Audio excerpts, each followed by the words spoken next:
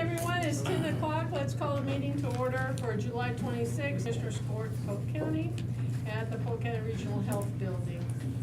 At this time, we would like to ask Jay to lead us in prayer.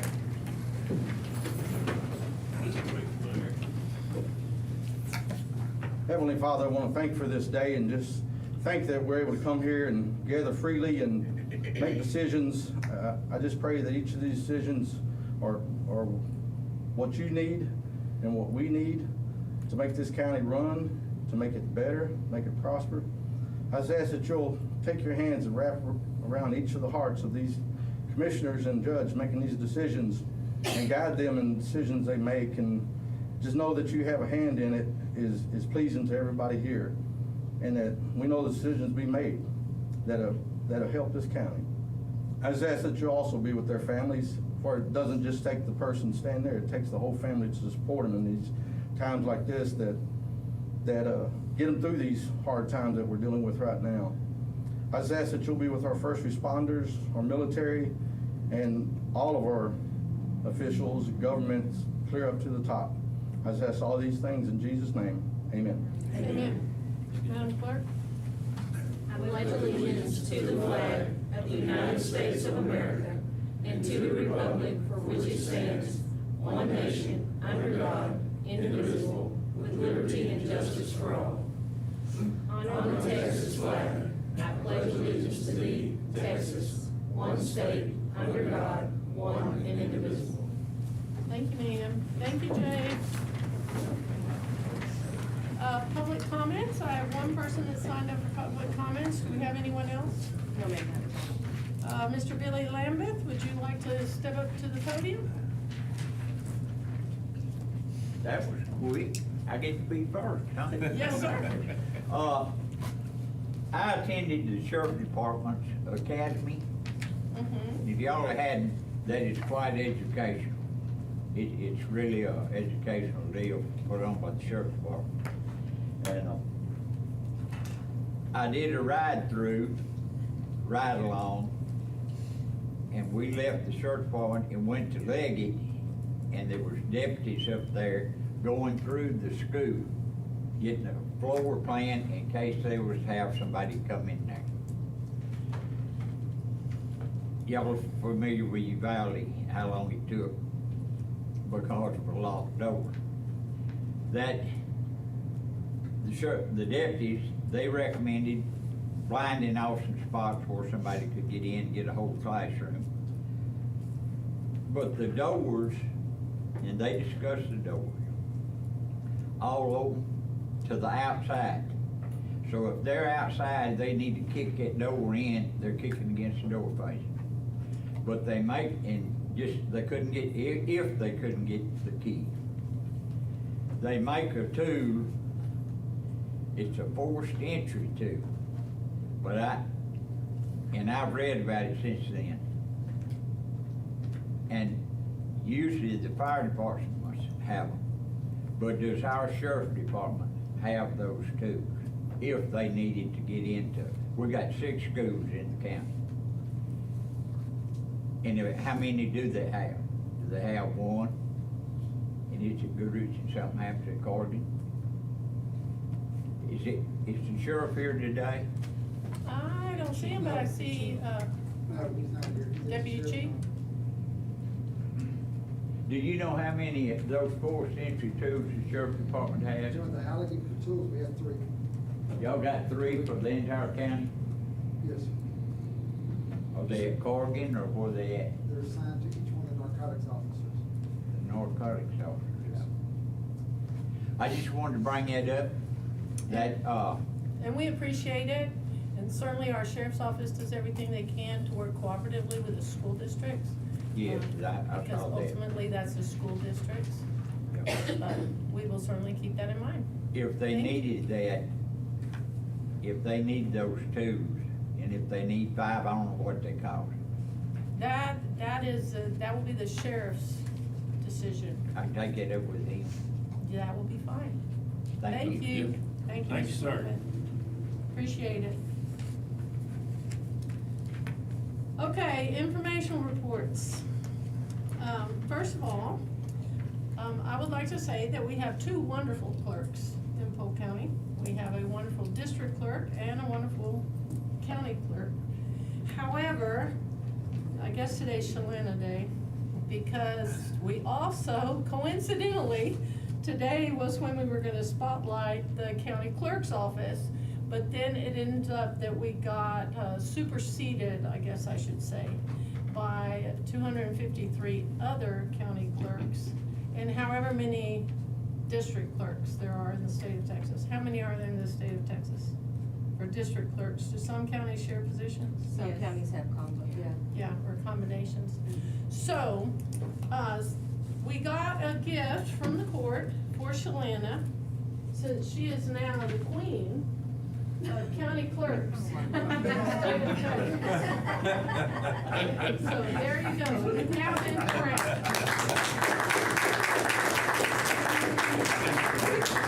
We even made sure that we got you the right color. You'll notice that they're Corrigan colors. You wanna show everyone your plaque? Could you tell us a little bit about it? So the award is for distinguished and exemplary service, and I've been nominated 3 times, and this year was the 3rd time. And the county and district clerks across the state of Texas vote for a county clerk and a district clerk of the year. Congratulations. We need to do a picture, yes, absolutely. We need to do it. That's front page. Let me scoot these chairs out first. I don't think we never had one nice crown up here. What's the eyes telling? I'm glad you went flash. 1, 2, 3. Great, thanks. Thank you, congratulations. Thank you. Well deserved.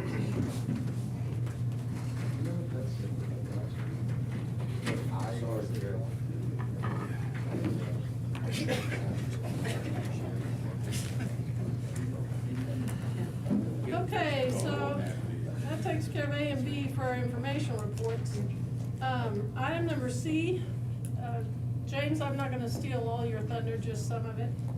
So, which is an update on our long-term credit rating from Standard & Poor. Our office, along with Louis Cloth and James Gilley, with U.S. Capital Advisors, we met with S&P, the rating analysts, on June the 29th to determine a credit rating for Polk County. If you will recall, in 2015, I believe it was, our credit rating slid down because of some of our practices. Anyway, we have been upgraded. Even in this economy, we were able to upgrade from an A+ to a AA-, which reflects S&P's view of the county's consistently positive operating results. And my office specifically in the court would like to thank Louis Cloth for all his assistance, because it has been wonderful working with an auditor's office that stays in constant communication and has been very, very helpful in looking at our risk, anything that we are doing that he thinks might be an issue. He's been very quick to point out and help us with that. So we do want to say a special thanks to Louis. I'd like to do a picture. And I don't have a crown. Well, I don't have a picture then. We'll take a picture. Thank you. Oh, thank you.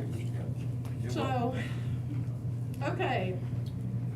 Item number 4, new business. You have addendums on addendums on B, excuse me.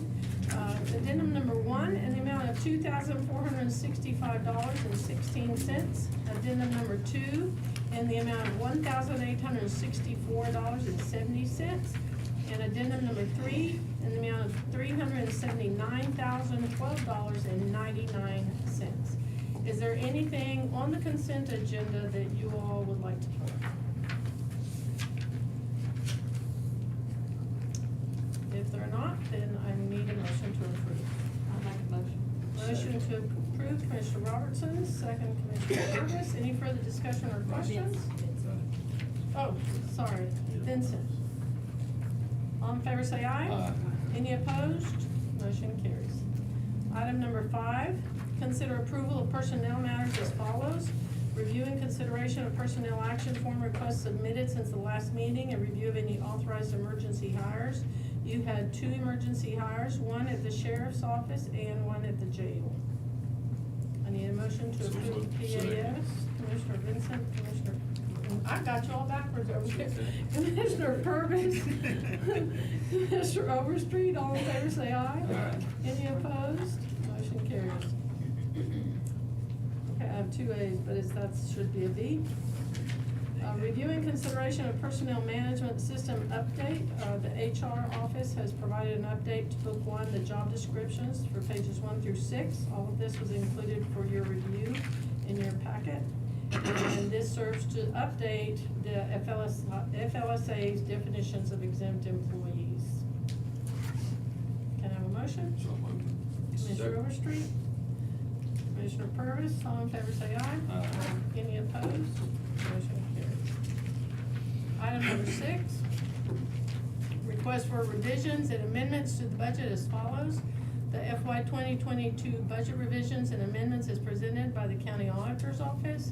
A copy of the proposed revisions, number 2022-17 and amendment 2022-17A is included for your review in your packet. Motion to approve. So moved. I'll second. Commissioner Vincent, Commissioner Robertson, any discussion or questions? All in favor say aye. Any opposed? Motion carries. Item number 7, consideration and action on an order authorizing the issuance of Polk County, Texas tax notes, Series 2022, levying a continuing direct annual ad valorem tax on all taxable property within the county to pay the principal of and interest on said notes, and to create a sinking fund for the redemption thereof and the assessment and collection of such taxes, authorizing the sale thereof, enacting provisions incident and related to the issuance of said notes. Catherine, next time you need to give us something with a little bit more of a tongue twister. Okay, so these are the notes that we referenced, and I'm going to get James Gilly and Catherine to come up here and discuss.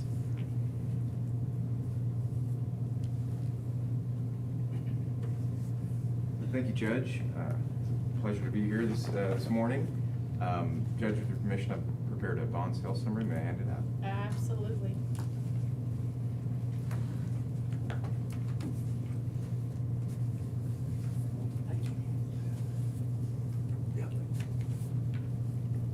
Sir?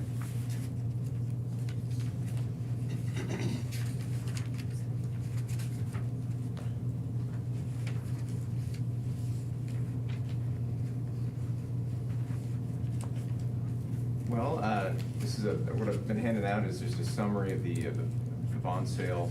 Yesterday morning, we took bids in a competitive auction type sale. Before the bids were due at I think 11 p.m. I'm sorry, 11 a.m. And right before the bids were due, we had a total of 10 underwriters signed up to participate, but we received a total of 8 bids. So that we think this is an excellent result. The county got a lot of attention. On page 1, the handout provides a tabulation of the bids received. The best bid went to PNC Capital Markets, based out of Philadelphia, and they submitted a true interest cost of 2.325311%. And again, we think this is an excellent result. You'll see we received bids from underwriters across, in financial centers across 5 different states. You'll notice that still on page 1, you've got a lot of attention in Texas. These underwriters based out of Dallas, but again, the whole country got a look at the county's bonds, and page 2 provides a kind of graphical distribution of bids. And this, I like to put this kind of graphic on the summary, because it shows how close the bids were. You see that there's a cluster of bids right around 2.4%. But PNC Capital Markets, they really wanted this county's bonds, and so they outbid their competitors to the county's advantage. The two best bids were separated by just 7 basis points, and there was a pretty wide spread. That the worst bid was about 0.42% above the best bid. Again, we think that this is indicative that the county got a truly competitive interest rate, that this shows us that this is where the market thought that the price for the county's bond was as of yesterday morning, and the PNC, just as I said, outbid the rest of the field. I think we had some good timing. As you know, interest rates have been picking up over the past several months, but they started to come down just over the past month. So I think this was good timing, but not only that, as Judge Murphy mentioned earlier, the county's rating upgrade from the A+ to AA-, I think that certainly played a part in this excellent interest rate that the county received. The rating report, you may or may not have already seen it, but I've included it on page 10. I would certainly encourage you to read through it if you have a moment. But S&P did cite that the reason for the upgrade was the county's consistent, strong budgetary performance, strong reserves, and your economy increasing, the assessed valuations increasing. So I think this is a long time coming, but it's certainly something to be proud of. Judge Murphy's office and Louis Paul's office did an excellent job being prepared for it, coming with a lot of data and a lot of examples of the growth and everything that the county's been doing. But I'd also like to commend this governing body on the consistent, conservative performance. So I think y'all should be commended and should be something to be proud of. But other than that, I don't want to take up too much time. If there's any questions about the order, I'll turn it over to Ms. Todd. Anybody have any questions? Okay, make sure you don't run off today because we do have to sign documents. And so we need a motion to approve. I feel like we've already said we'd settle the bonds and they're done. So moved. Second. Commissioner Overstreet, or which one of you running over there? Either one. Commissioner Purvis, all in favor say aye. Any opposed, motion carries. Thank you, James. And Congratulations. everyone will hang around and sign. Thank you. Item number 8, discussing, considering any and all necessary action regarding the request to temporarily close the bridge in precinct 1 located on FM 350 South at Tempe Creek. TxDOT is preparing plans to replace the existing bridge at this location and intends to close the bridge to all traffic for approximately 12 months. Commissioner Robertson, I believe this is yours. Yes. TxDOT is here. You want to get them to step up to the mic? If you could. Good morning. Clint, John. So I know most of y'all are familiar with me. I'm here in a new capacity for you today.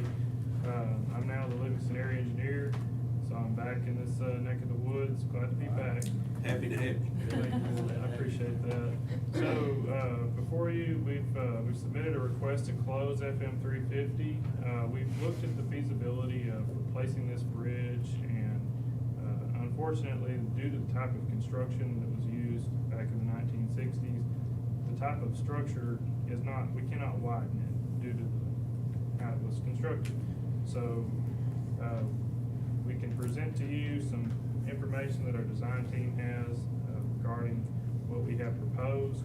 We do not have a design yet. The consultant's just now getting on board.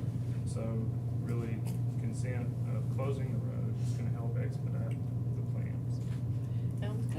Can you just touch on what you discussed with me, the pros and cons, as I was very Yes. concerned about closing it. Okay. Please, So, on about the one- wetlands and all. Yes, ma'am. So on one side of the road is it's wetlands, and so when we have to do wetland mitigation, usually that's very expensive. We've looked at right-of-way acquisition due to the size of the bridge and the speed of the road. We would have to offset the alignment, which would introduce reverse curve on either side. So we'd actually put a jog in a straight section of FM 350 that wasn't previously there. And I know, Milt, in your experience, we've done that on some county roads, and that's not generally a good idea. We want to keep that road straight. And so Acquisition of property, we're looking at close to $600,000 in additional cost to the project. We just recently finished up a project where we did have to do wetland mitigation, and that added $300,000 just in wetland mitigation. That's where we put money in a special account, basically where we're remediating, where we're paying for the destruction of a wetland. So those two things alone, we're looking at close to $1 million added by not being able to close it. There is two alternate routes that can be used to get in via 1988 or 34. I memorized y'all's roads. Yeah, there's two different ways to come at that for the detour. If y'all have any further questions, we can talk about it, but ultimately, we're going back with a wider bridge. So it's gonna be 46 foot wide. It's gonna make it a lot safer for foot traffic. We know there's some pedestrians out there. And there were some other extenuating factors. You know, there's properties adjacent, so that would require a relocation. So all in all, it's gonna save a considerable amount of money and time if we're able to close the road, get in there and rip it out and replace it. Did you, mention that you all had also checked the time that it would take to go around, and I believe 10 minutes extra? I think it's on the order of about 15. We wanna be conservative when we tell people, we wanna be realistic on what a detour looks like. And I would, you know, if you drive like we do at TxDOT, we're driving a little slower, so I would say it shouldn't take any longer than 20 minutes. I know that's a lot of extra expense right now, with gas prices the way they are, so one of the things we would want to do when we get into this is accelerated bridge construction techniques, where we get a contractor in there that's capable of speeding work along using precast elements. That way we can get in there and get it opened up quick to traffic. Sounds good. I mean, if I may, my only concern about, and I've talked to Ms. Roberts about this, we have two facilities right across that bridge. Yes. We have a boatload of emergency calls across that bridge. So, delay time. I mean, we do a lot of stuff on 350 South emergency wise. And believe me, I crossed that bridge last week in a tanker, so I know it needs to be widened, but also there's a big part of Polk County sitting right there.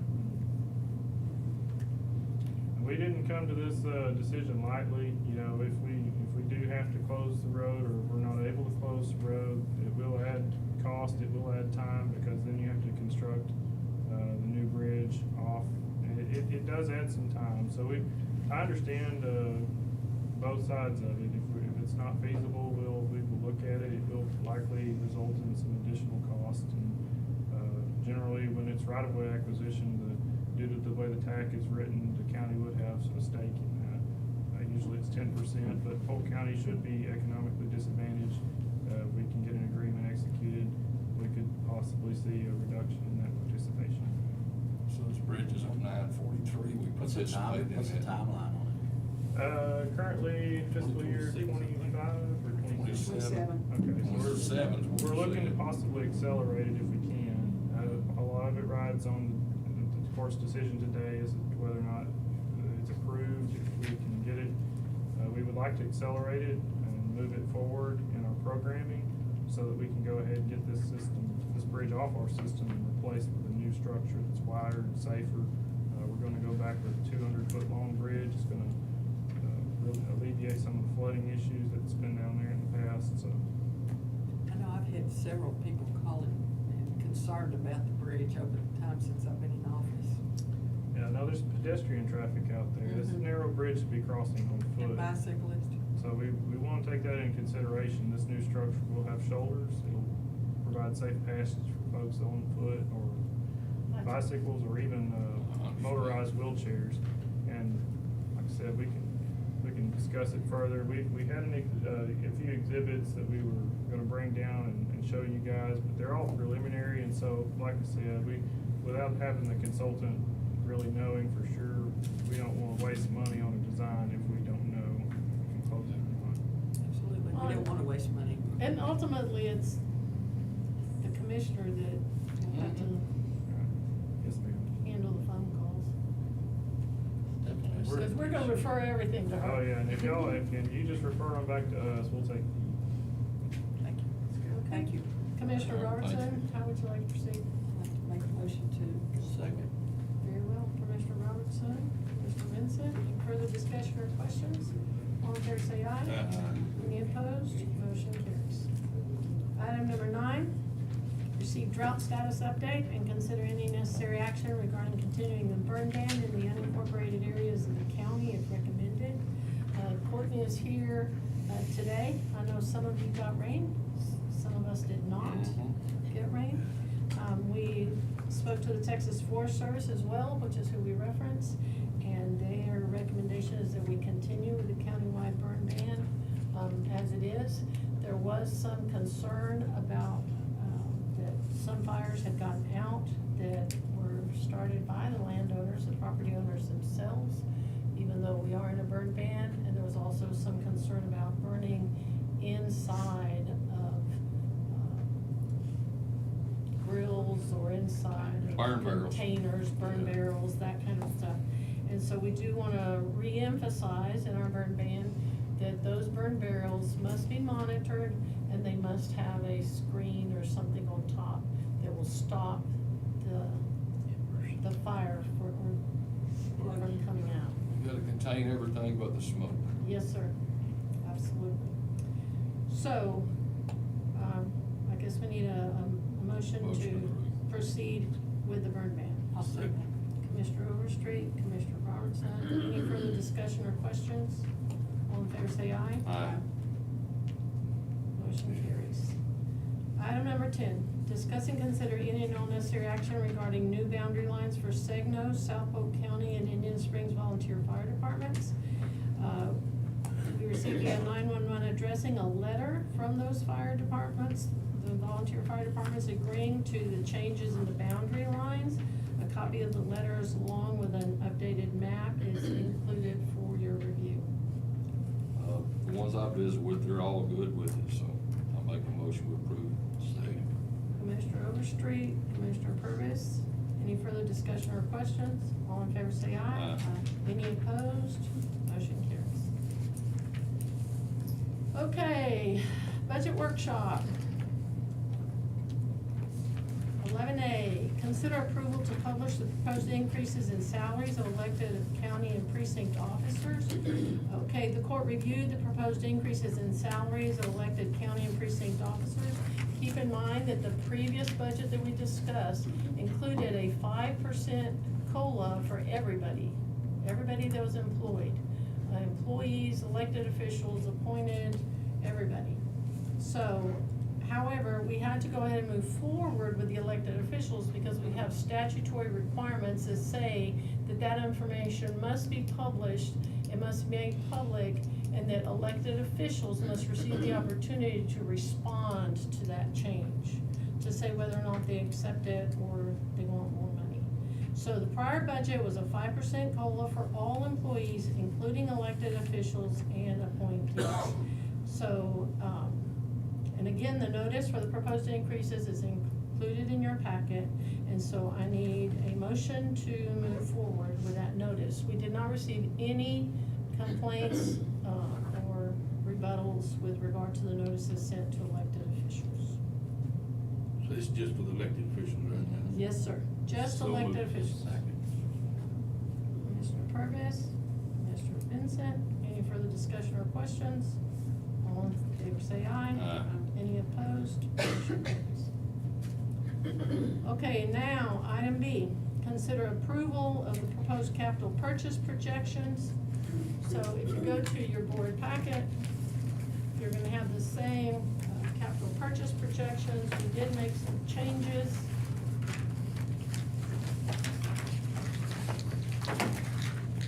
So section 2 is the capital purchase projections. We did make some changes. There is a change on the renovation of precinct 3 sub-courthouse. And we put $150,000 in there, not to exceed. So now, do you all have a debt schedule in front of you as well? Not lead. Did everybody get a debt schedule, Karen?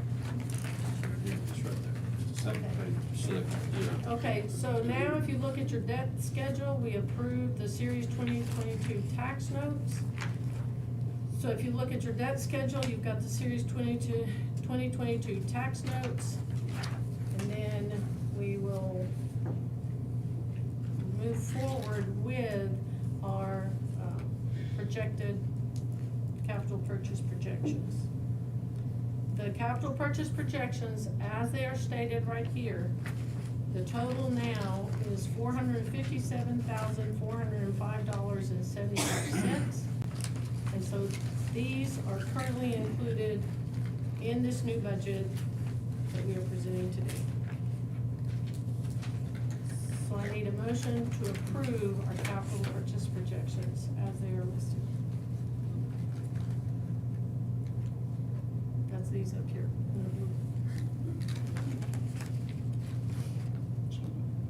Okay, Second. motion, Commissioner Vincent, second Commissioner Overstreet. All in favor say aye. Aye. Any opposed? Motion carries. Okay, 11C, receive the tax assessor collectors 2022, 2020 FY 2023, no new revenue and voter approval tax rate calculations and verification of collection rate. Leslie Burks completed the 2022 tax rate calculation worksheet, which is included for your review as well. It's this one right here, should be in your packet. And the no new revenue tax rate is 0.5728 per hundred, and the voter approval tax rate is 0.6136 per hundred. Her anticipated collection rate is 96%. Leslie, you wanna come up and speak to the court, or you wanna leave it at that? Unless you have any questions. Do y'all have any questions? I mean, it's pretty much explanatory. We included the tax rate collection worksheet, just so that everybody could get a look at it. So basically, we can go anywhere from 57.28 to say 61.35. 36. You can actually go to the 6136 without having an election. Please don't have an election. Plan on having that because it wouldn't pass. I'll still have it, please don't have an election. You know, you wasting. Ain't no use wasting that money on that. Ain't nobody to vote on tax increase. I don't have any questions. We just we need to make a decision on We just need to approve right now. We're just approving the information that she gave us. We're not making a decision on the tax rate. motion to approve. Commissioner Overstreet, second Commissioner Vincent, all in favor say aye. Aye. Any opposed? Motion carries. Okay. Now, let's talk about budget development.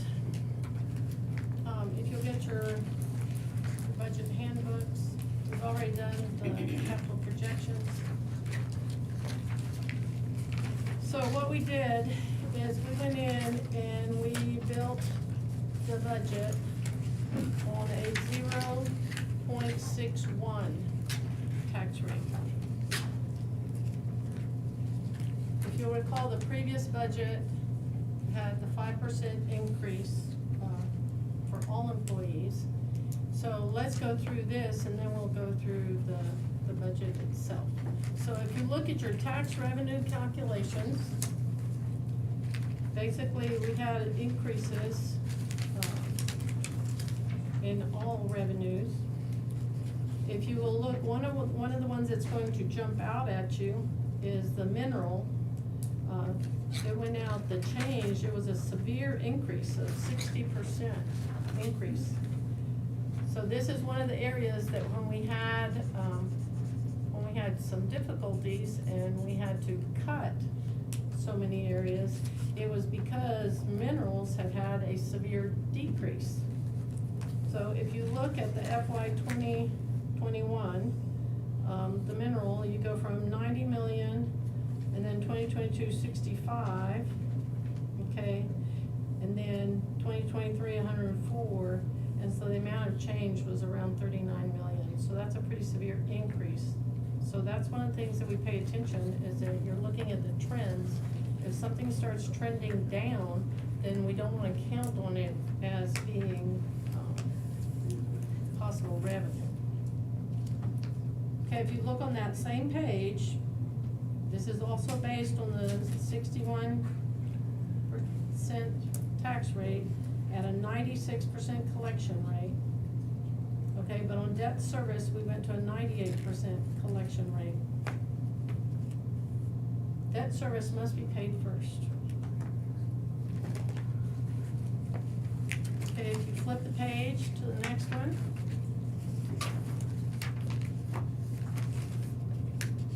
So the budget estimates for the general fund and road and bridge funds, we went to a 96% collection rate on Leslie's request. So if you look at the bottom of the page, you're gonna have your total rate for FY 2021, 2022, and 2023. So for 2021, our tax levy was 0.6461 at a 98% collection rate. And then you have the breakdown that shows you the general fund at a 96% collection rate, and then the 0.1471 had been traditionally allocated to road and bridge. So in 2022, the tax rate had to come down, debt service still had to be served, and so the total amount of the rate that went to general fund was changed, and then the total, but we kept the road and bridge constant. So what we are recommending today is basically that we take the rates, that 0.085221 be dedicated to debt service, which has to go out first, and that's 13.97%. That 0.380679, which is a reduction, go to the general fund, which is 62.41%, and that road and bridge rate go to 0.1441, which is still an increase for road and bridge, but it's not maintaining the same rate. Since our tax rate has to go down, then we're gonna have to crunch the other two funds, the general fund and the road and bridge. Because debt has to remain. But it still results in It still results in an increase. Okay, because while we're balancing this, we still need to make sure that we can provide services to the people of the county and continue to improve in the areas that we can. Okay, if you flip the page again, you get to the road and bridge funding formula. Lord, what a struggle. We finally got the total counts from everybody, and so there's a minimal change. Basically, precinct 1 goes down by 1%, and precinct 4 goes up by 1%. The wooden bridges, we allocated, the formula that you gave us was to allocate 5% to wooden bridges, 75% to the base, 20% to the true miles. So the wooden, and all of the wooden bridges especially can be adjusted yearly.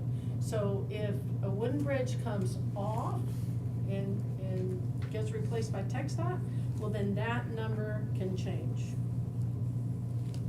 as we go along. Looks like you're gonna get a lot of calls.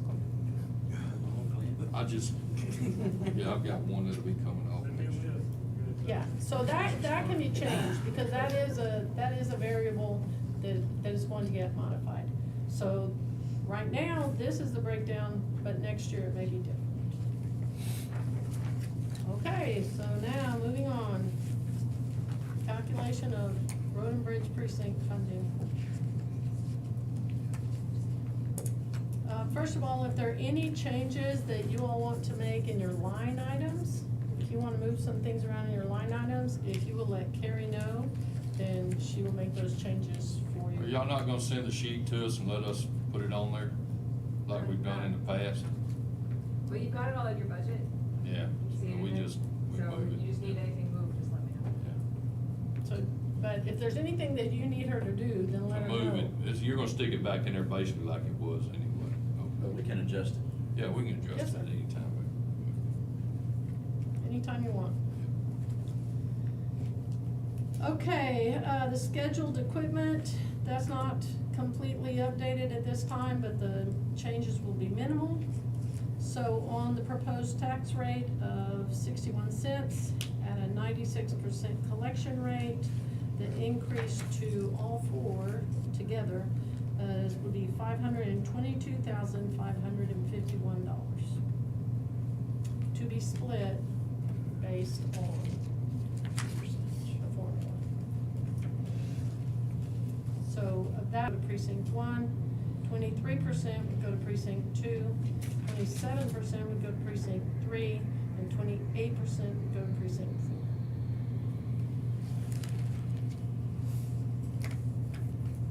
Any questions up to that point? No? Okay, now let's talk about the rest. About what? Now let's talk about the rest of the budget.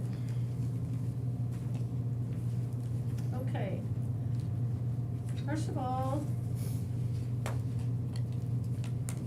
let me explain longevity again. Evidently, there's still some confusion about longevity. So longevity, the court approved to move longevity from an arbitrary date to the date of employment with the county. Longevity for this year is done, starting October 2022.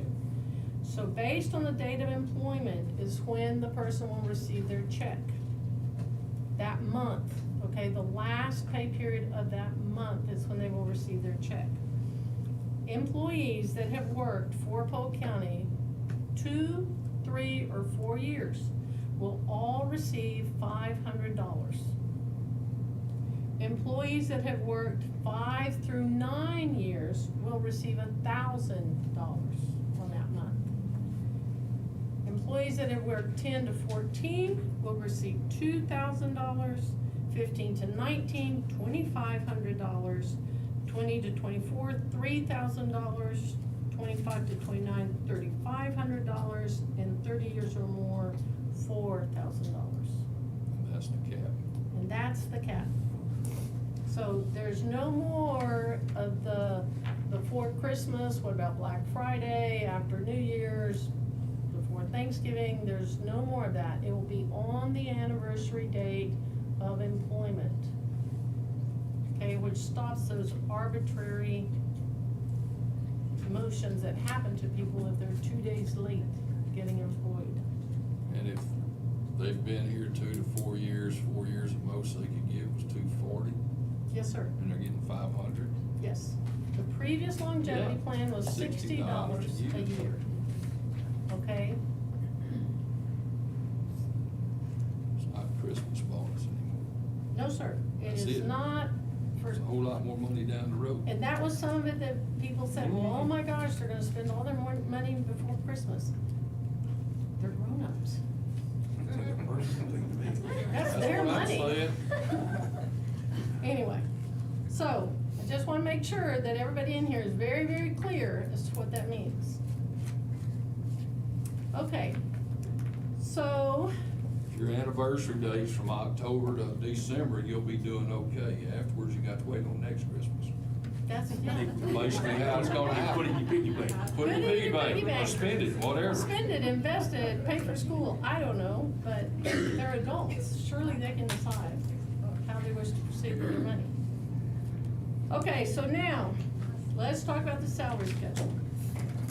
This office has been contacted by more than one person in the media wanting an explanation of the salary schedule, based on requests that were made for this budget year. So the salary survey was completed in 2018, and we implemented it in 2019. So basically, the majority of the positions that were significantly underpaid were administrative and clerical mostly. So I've just, and all of you all have this information somewhere, but if you'd like a copy of this, I will provide it. So this was mostly for discussion purposes. So at that time, what we did was everybody got a raise. We only had one person in the entire county that did not receive a 2.5% raise or more in 2019. And that was because that individual had completely maxed out and was basically off of our salaries schedule. At that time, in 2019, and I'm just gonna give you all some of the ones that got over 10%. The jail administrator got 17% increase, the assistant jail administrator, 11% increase, the chief deputy got 11%, telecommunications officers operators got around 11%. The chief deputy clerks for the JPs got anywhere from 8 to 16% increase in salary in 2019. Maintenance technicians got 11 to 14%, light duty mechanics got 11%, about 11%, and then we had some changes in our department heads. So previously, prior to the salary survey, if you were a department head, you got the same money as another department head, no matter what, with the exception of a difference in longevity, right? The salary survey took into consideration the level of responsibility, the market value of that position, were they on call 24/7? So it took all of that into consideration, and so now our department heads are no longer just all on the same line just because they're department heads. That is what the entire salary survey was about, was making sure that the market economy was taken into consideration, making sure that jobs aligned with each other. So the question from KTRE and some of the other people that contacted us was, why was it basically so difficult to create an increase? Oops, I didn't see Rockville.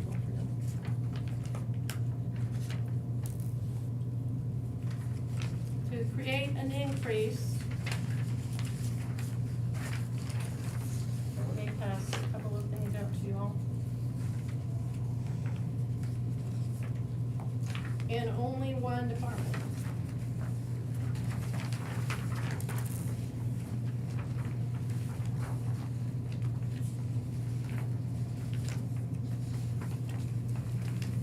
So what you've received is two things.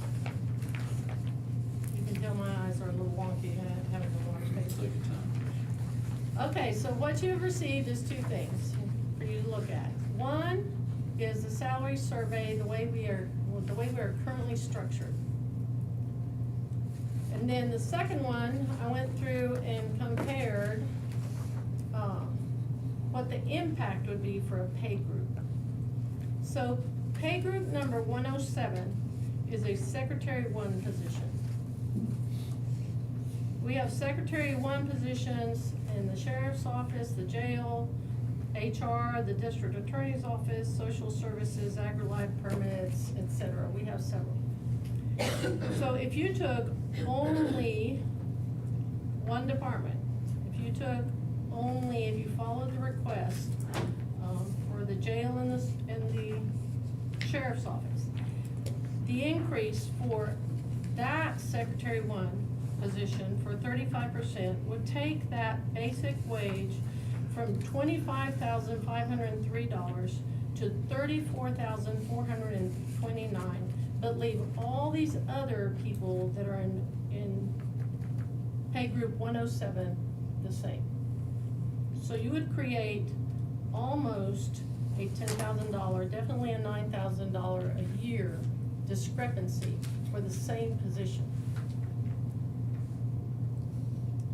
If you go on down to 112, which is an office manager, then the increase, if you had applied the 35% only to those, but not to the rest, the increase would be $13,000, $12,000 to $13,000, which would leave those other office managers basically in the dust. Computer records specialist, you can see the same thing. The incremental changes that would occur that would impact every other single department across the county are way too massive. We cannot just pick and choose. Administrative assistants, see the same thing. You would go an administrative assistant with their salary increase, if you did that, would then make more money than the fire marshal, a criminal investigator, the aging services coordinator, the social services coordinator, and road and bridge foreman too. They'd be in the same pay. Higher. You go further down, you have the same thing. 119, if you took a lieutenant and you went from 48,000 to almost 65, then they would be making more money than your assistant criminal district attorneys.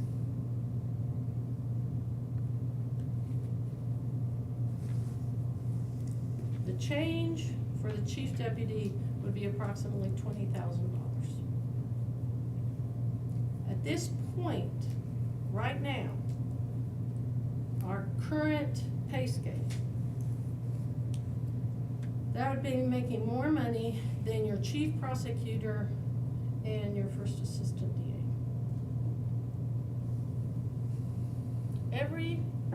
We're all intertwined, folks. You cannot yank one group up and pull another one down.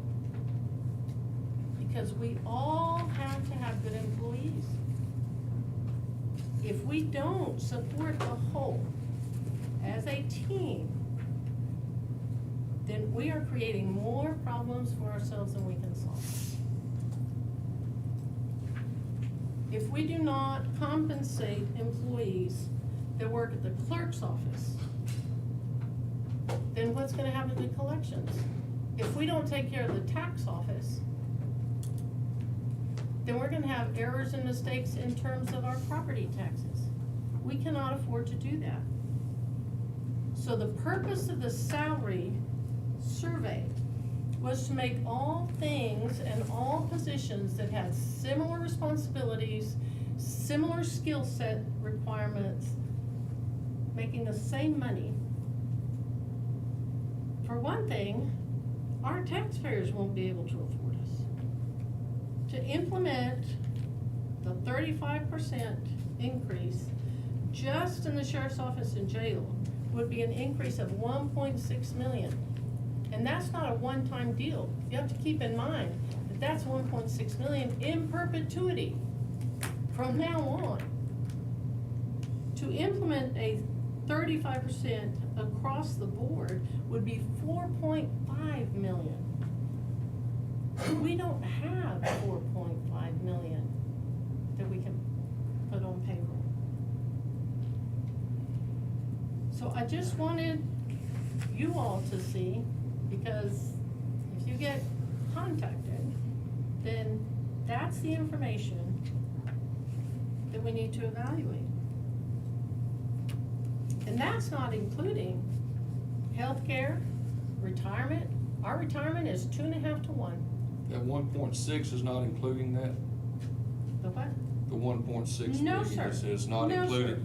not including the healthcare No, and sir. retirement match. No, sir, it's not including healthcare, it's not including the retirement match, it's not including longevity, it's not including T-COL, we pay for their different certifications, so it's not including anything else.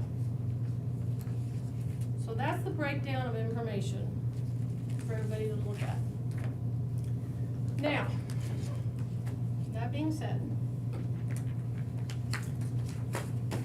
the current inflation rate has bumped 10%. It's hovering around 9%. So, based on that, what I've done is I've developed a budget. So there are a couple of spots. There's no need to even stay in the front part. If you'll just flip to the very back of your budget book. Idea what page? The very last page. Last page. The very last page. Okay, so the very last pages, at the very top of the page, you will see general fund. Based currently with this budget showing at a negative $196,194. Our aging, which is number 051, comes in at a negative $78,201.45. This budget includes a 10% COLA for employees only, not for elected officials, not for anyone appointed, not for anyone other than employees that are listed on the county salary survey. So it does not include, one of the things for you to note is that when we do the elected officials listing of pay, you will notice that the judges are not included on there because those salaries are determined by the state of Texas. The district attorney is an elected official, but the state of Texas that tells us what the district attorney must make. So, the only way that this budget will work is if our elected officials, because we're going to have to go into general fund, is if our elected officials, everybody out there, is gonna hold the line. We have increased some of the budget line items where we think shipping and where fuel prices, things like that are gonna impact it. But we absolutely need a commitment from the department heads and the elected officials to hold the line. Hold the line being no more merit increases, or what are you saying, hold the line on everything? Well, Like, do they're what gonna you have got. to actively monitor what they are budgeted, Should not come in anyway, here. That's should be doing it anyway. Yeah, absolutely, they should be doing That's it what we anyway. have to do. But we can't have people coming in here at the last minute saying, oh my gosh, I didn't pay attention, I'm at, 6% of my budget with 25% of the year left. Because the taxpayers cannot afford that type of behavior. So, for this to work, a 10% COLA, I need two things. One, I So need. moved. Second, Very third. well. Fourth, I need for No. us to freeze all increases, merits, discretionary raises, because this budget includes those monies. None of that money is gonna be swept away from anybody. The money is gonna stay there, but I need for it not to be expended until after October 1. Okay, so we'll let this second. Okay, Commissioner Purvis, Commissioner Vincent, third, Commissioner Overstreet. All in favor say aye. Aye. Any opposed? Motion carries. Okay, I need a commitment from everybody out there 10%. that you are going to pay attention to those budgets and you're gonna commit to the taxpayers that we're gonna monitor those monies, and if there are some, normal day-to-day operations that need to be modified or need to be curbed, then we're gonna curb them. I think we owe this to our employees, because nobody that goes to work for the county does it with the intention of getting incredibly rich. It's not gonna happen. but we can't have our employees not even being able to manage the inflation rate. We cannot, you can't get it through their head, we cannot compete with the private sector. We can't compete with these big metro areas. So if you're not making enough money, I guess you need to go to work for one of them, because I hear this all the time. But ours is taxpayers. We are not, we, Can't even compete with the big counties. I mean, we can't No, compete sir. with the Harris counties and the Fort Bend counties and all those. We can't do it. We don't have the tax base. We have it, but it's all property owners. It's not industry and business like other counties.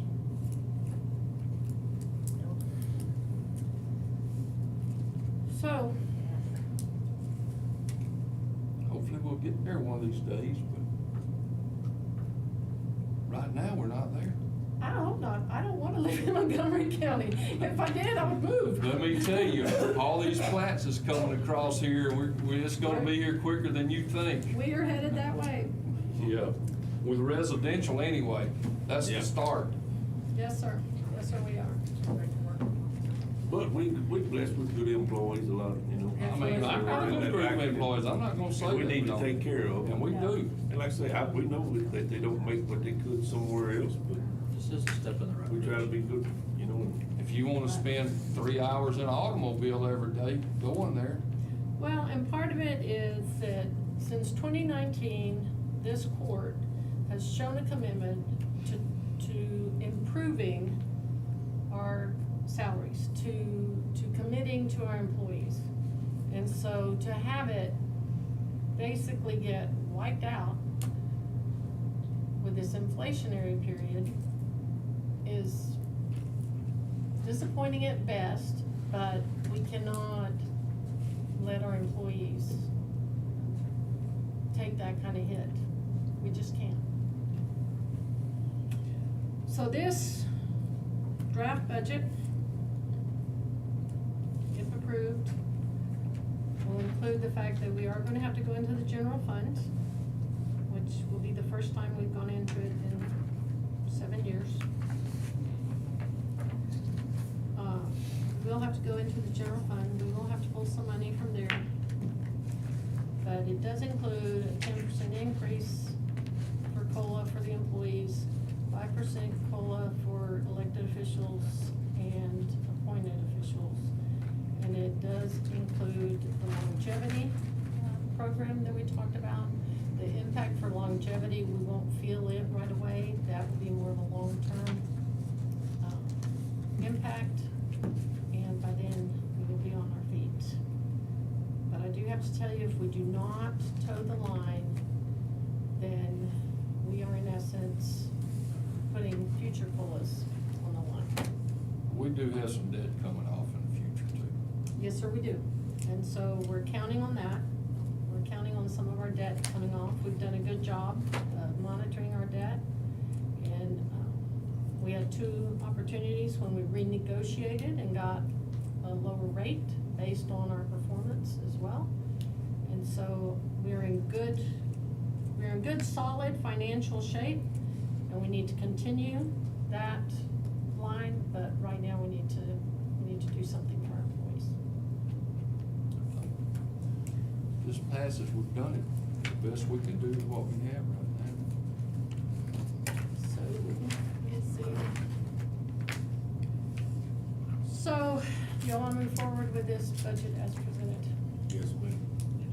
Commissioner Purvis, Second. second, Commissioner Vincent, all in favor say aye. Aye. Any opposed? Motion carries. And I know this seems redundant, but now we have to go back to everybody has to say yay. Consider item E11, 11E, consider any and all necessary action regarding public hearings for the proposed tax rate and budget adoption for August 15th, 2022. With the no new revenue rate, tax rate being 0.5728. We're gonna go to a rate that exceeds that. So we need to take a record vote to place a proposal to adopt the specified rate, which is 0.6100.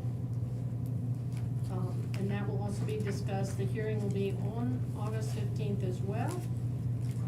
And that will be at 10 o'clock in the morning. So I need a record vote. Commissioner Purvis, So moved. So moved. Commissioner Vincent, Commissioner Overstreet, Move for, somewhere that, go ahead. Commissioner Robertson. So moved for. Very well. Motion carries. 6-1.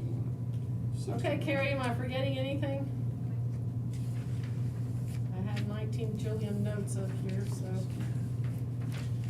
Okay. I need a motion to adjourn. So moved. Commissioner Overstreet. What time is it, Madam Clerk? 11:05. Everybody on the court, please stay, because you have to sign